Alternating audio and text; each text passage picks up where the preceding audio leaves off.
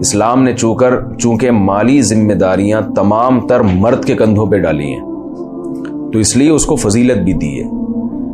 اور ہمارے معاشرے میں الحمدللہ اس پر عمل ہوتا ہے کہ ایک مرد اپنی بیوی کا خرچہ بھی اٹھاتا ہے، اپنے ماں کا خرچہ بھی اٹھاتا ہے، اپنی اولاد کا خرچہ بھی اٹھاتا ہے. تو یہ جو اللہ نے تمام تر مالی ذمہ داریاں اس کے کندھوں پہ ڈال دی ہیں تو اس کی بیس پر اللہ نے اس کا درجہ اونچا بھی رکھا ہے. اس لیے کہ اگر مرد پہ آپ مالی ذمہ داریاں ڈالیں گے، یعنی اس کو آپ یہ حکم دیں گے کہ وہ اپنی بیوی کی تمام تر مالی ذمہ داریوں کا ذمہ دار ہے، اور درجہ اس کو اس کی وائف جیسا ہی دے دیں گے، یعنی اس کی بیوی پر لازم نہیں ہوگا کہ شوہر کی اطاعت کرے، تو پھر یہ حکم نیچرل نہیں رہے گا، فطرت کے قریب نہیں رہے گا. بغاوتیں ہوں گی کہ بھائی، یعنی مرد یہ کہے گا کہ میرے ذمہ گیس کا بل بھی ہے، میرے ذمہ بجلی کا بل بھی ہے، میرے ذمہ بیگم کا نان نفقہ بھی ہے، آٹا دال راشن، پھر بچوں کی فیس اور بچوں کا کھلانا پلانا، تمام تر چیزیں میرے ذمہ ہیں، لیکن گھر میں میری چلتی نہیں ہے. تو نتیجہ وہی نکلے گا جو یورپ میں نکلا ہے کہ وہ مرد ہاتھ کھینچ لے گا، بولے گا بھائی جاؤ جو کرنا ہے کرو.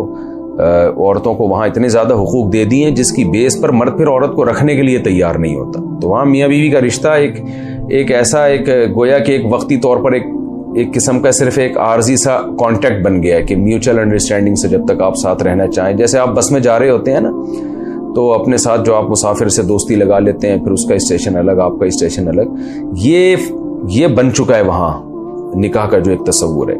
تو اللہ تعالیٰ نے دونوں کے لنک کو مضبوط کرنے کے لیے مرد کے کندھوں پر بہت زیادہ ذمہ داریاں ڈالی ہیں اور عورت کو اس کا ماتحت بنایا.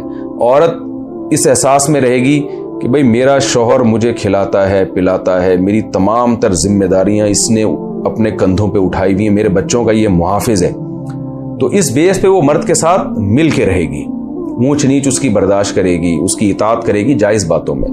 اور مرد اس بیس پہ عورت کی کڑوی کسیلی باتوں کو برداشت کرے گا کہ بہرحال یہ ہے میرے ماتحت، یہ اپنے گھر کو چھوڑ کر آئی ہے اور میری ماتحتی میں زندگی گزار رہی ہے، تو اس کی وجہ سے مجھے اللہ نے حاکمیت والا ایک عنصر دیا ہوا ہے. تو یہ ایک رشتوں کو جوڑنے کا ایک بہت ہی بہترین ذریعہ ہے.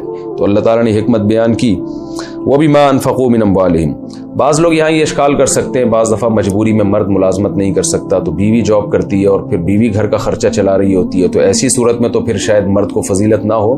تو یہ بات غلط ہے. مجبوری میں اگر کہیں ایسا ہو رہا ہے یا آپس کی انڈرسٹینڈنگ سے کہیں ایسا ہو رہا ہے تو فضیلت پھر بھی مرد کو بہرحال رہے گی.